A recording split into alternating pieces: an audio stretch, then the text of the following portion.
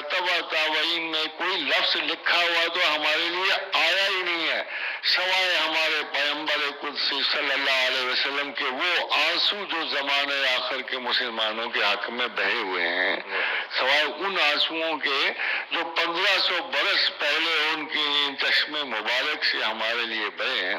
جب وہ تشریف فرما تھے تو ان کی آنکھوں میں آنسو آ گئے تو اصحاب نے عرض کی یا رسول اللہ کیا ہم سے کوئی گستاخی ہوئی؟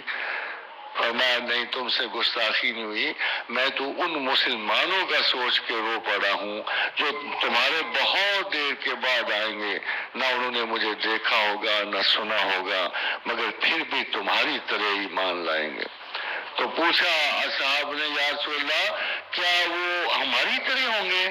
فرمایا نہیں، کچھ عادتیں ان کی اپنی ہوں گی، کچھ تمہاری طرح ہوں گی۔ ظاہر ہے کہ اب آب شیریں سے اور نانے جمی والے لوگ تو نہیں رہے، اب تو برگر والے لوگ ہیں، کچھ عادتیں ہماری اپنی ہیں۔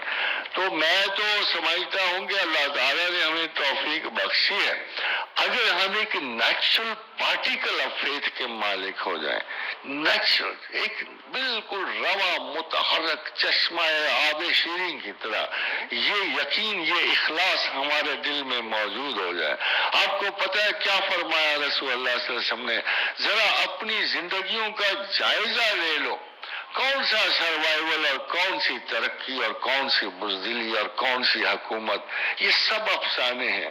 ذرا اس حدیث کے مطابق اپنی زندگیوں کا جائزہ لو۔ فرمایا اللہ نے دوزخ اس پہ حرام کر دی جس کی آنکھ سے اس کے لیے ایک آنسو نکلا، اس کے لیے دوزخ کی آگ حرام کر دی کہ جس کی آنکھ سے اللہ کے لیے ایک آنسو نکلا۔